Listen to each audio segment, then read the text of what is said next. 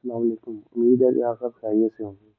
आज हम जो क्वेश्चन डिस्कस कर रहे हैं वो है कैश फ्लो स्टेटमेंट का एक्सरसाइज नंबर 15.7 का क्वेश्चन, जो कि हम इनडायरेक्ट मेथड और फिर डायरेक्ट मेथड दोनों मेथड से इसको सोल्व करेंगे। तो इसके अंदर सबसे पहले इसका जो मैंने फार्मूला बताया था, फार्मूला में तीन पार्ट होते हैं। एक ऑपरेटिंग होता है, इन्वेस्टिंग होता है, तीसरा फाइनेंसिंग होता है। अब सबसे पहले ऑपरेटिंग एक्टिविटीज को सोल्व करेंगे। इसमें सबसे पहले नेट इनकम लेंगे।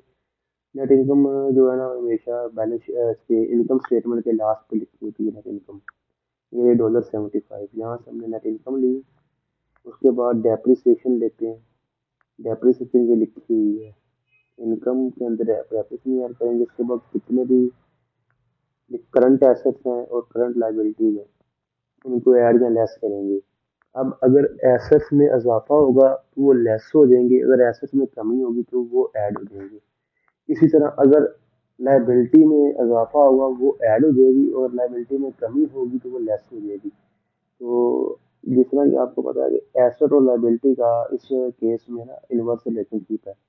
अगर एसेट में इजाफा होता है तो वो लेस होता है, लाइबिलिटी में इजाफा होता है वो माइनस होता है। ये इस तरह इसका इनवर्स रिलेशनशिप, उल्ट रिलेशनशिप है।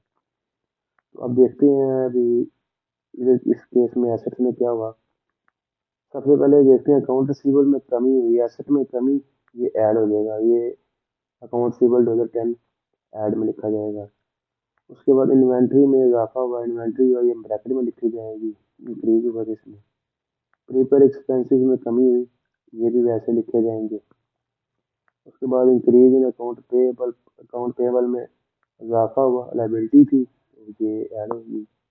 डिक्रीज इन अक्रूड लाइबिलिटी, ये लाइबिलिटी में कमी हुई, ये लेस हो जाएगी। इनकम टैक्स इंक्रीजेस पेएबल, तो पेएबल का लफ्ज जब भी आएगा तो वो लाइबिलिटी होती है और उसमें इजाफा हुआ तो ये ऐड हो जाएगा। Increase in deferred income tax, तो ये भी लाइबिलिटी है, इसमें भी इजाफा हुआ तो ये भी ऐड हो जाएगी। इन सबको ऐड करेंगे तो cash flow from investing operating activity आएगी हमारी $125। इसके बाद हम लेंगे cash flow from investing activities. ये जो cash flow from investing activity है, इसके अंदर हम लॉन्ग टर्म एसेट, सिक्योरिटीज और ये चीज़ें लेंगे।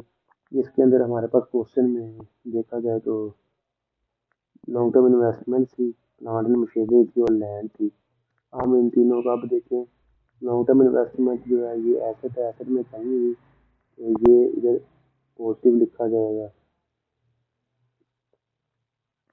ये ब्रैकेट गलती से मुझे लगी थी, इसलिए ये पॉजिटिव ही है, ये मैं इसको रिमूव किया हुआ साइड से।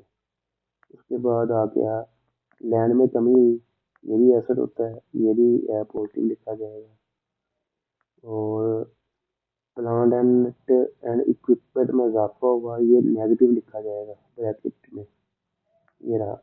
अब ये नेगेटिव है, ये दोनों पॉजिटिव है, इनमें से इसको माइनस करेंगे, आंसर -90 नजर आ जाएगा। Credit cash flow from financing activities, जो वो कैश फ्लो जहाँ से हमें पैसे आए हैं फाइनेंस से, इसमें कॉमन स्टॉक आएगा। कॉमन स्टॉक में ये देखें कम इजाफा होगा तो ये लेस हो जाएगा।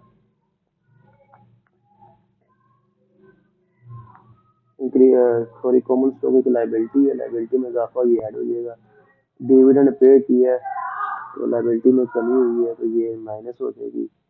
बॉन्ड्स पेएबल थे, उसमें डिक्रीज हुआ, लाइबिलिटी में कमी हुई है तो ये भी माइनस में आ जाएगा। Net cash flow from financing activity $15 था, तो अब 125 में 90 माइनस करेंगे, 15 माइनस करेंगे, आंसर हमारे पास आएगा 20। Net cash flow during the year is $20। पूरे साल में हमने ₹20 का कैश फ्लो हो गया। उसके बाद इसको क्वेश्चन को एंड कैसे करते हैं, सिंपल लिखते हैं net increase in decrease in cash $20 और ओपनिंग कैश $100, एंडिंग कैश $120।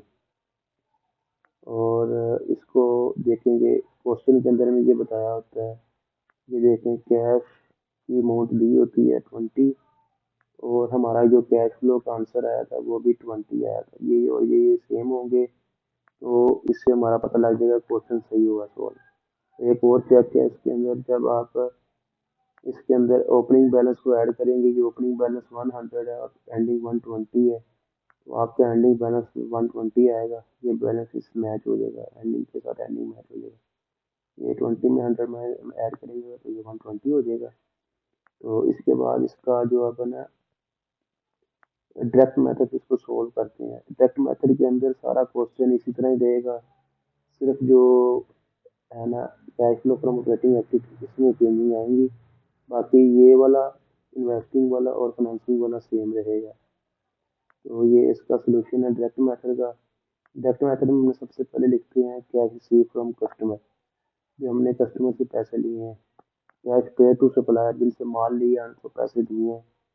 और कैश पेड फॉर एक्सपेंसिव, जो हमने उस दौरान खर्चा की है वो। और बाकी जो कुछ टैक्स वगैरह दिए हैं वो। तो कैश रिसीव फ्रॉम कस्टमर का जो फॉर्मूला है वो फॉर्मूले आपको ग्रुप में शेयर है, ये देखिए। Net sales plus account receivables. ये अकाउंट रिसीवेबल जो है ना ये प्लस हो सकता है या माइनस हो सकता है। अगर एसेट में इजाफा होगा तो ये माइनस हो जाएगा, अगर एसेट में कमी हुई तो ये प्लस हो जाएगा। इन हमारे केस में जो है ना अकाउंट रिसीवेबल में कमी हुई थी, तो इसलिए हमने इसको प्लस कर लिया है। 610 जो है ना वो हमारी वर्किंग वन है, इधर आ जाएगी 610। Cash paid for expenses. Cash paid for expenses जो है वो कॉस्ट ऑफ गुड सोल्ड है। और इन्वेंट्री और अकाउंट पेएबल है। अब इन्वेंट्री में अगर इजाफा होगा तो ये ऐड हो जाएगी, इन्वेंट्री में कमी होगी तो ये माइनस होगी। और अकाउंट पेएबल में अगर इजाफा होगा तो ये माइनस हो जाएगी, अकाउंट पेएबल में कमी होगी तो ये ऐड हो जाएगी। तो अब हम हमारे केस में इन्वेंट्री में इजाफा हुआ था, अकाउंट पेएबल में कमी हुई थी। अकाउंट पेएबल में भी इजाफा हुआ था। तो ये हम दोनों इसको प्लस कर लेंगे, इसको माइनस कर लेंगे, 260 आंसर आ जाएगा।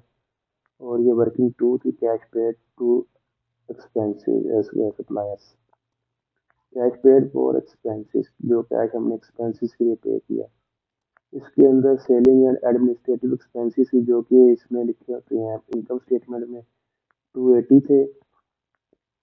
उसके बाद उसमें से हमने माइनस डेप्रिसिएशन कर देनी है, प्रीपेड एक्सपेंस लेस कर देने हैं और अप्रूवल लाइबिलिटीज ऐड कर देनी है। प्रीपेड एक्सपेंस जो है ये ऊपर लिखे होते हैं और डेप्रिसिएशन भी लिखी होती है, और जो अप्रूवल लाइबिलिटीज है ये यहाँ भी जहाँ लिखी होती है। सिर्फ एडमिनिस्ट्रेटिव और सेलिंग एक्सपेंस इनकम स्टेटमेंट में लिखे होते हैं। इनको ऐड करके 245 आंसर आएगा, वो भी हम इधर माइनस कर देंगे इसमें से। इनकम टैक्सेस जो थे वो इनकम स्टेटमेंट के बकौल इनकम टैक्स हमारे जो थे वो 30 रुपए के थे। ये रहे इनकम टैक्सेस। इसमें से हमने जो इनकम टैक्स पेएबल है वो हमारे 10 अभी पेएबल है, अभी हमने पे करने हैं। तो इसमें से हम 30 रुपए में से टैक्स पेएबल माइनस करेंगे और डेफर्ड टैक्स माइनस करेंगे। तो ये भी हमें दोनों चीज़ें अभी हमारे जिम्मे वाजिब होता है। और जो आंसर आएगा वो हम इसमें से माइनस कर देंगे। तो ये हमने पे कर चुके हैं, ये अभी दो चीज़ें पे करनी हैं। और नॉन ऑपरेटिंग इनकम आ जाएगी $35। नॉन ऑपरेटिंग इनकम भी बैलेंस शीट के अंदर इनकम स्टेटमेंट में लिखी होती है। नॉन ऑपरेटिंग आइटम 40 और -5, ये 35 आ जाएगा।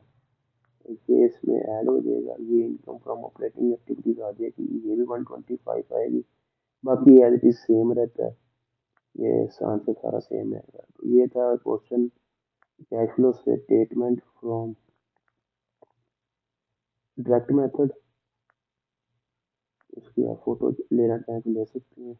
और ये इसकी वर्किंग है डायरेक्ट मेथड की, ये रही 15.7 की।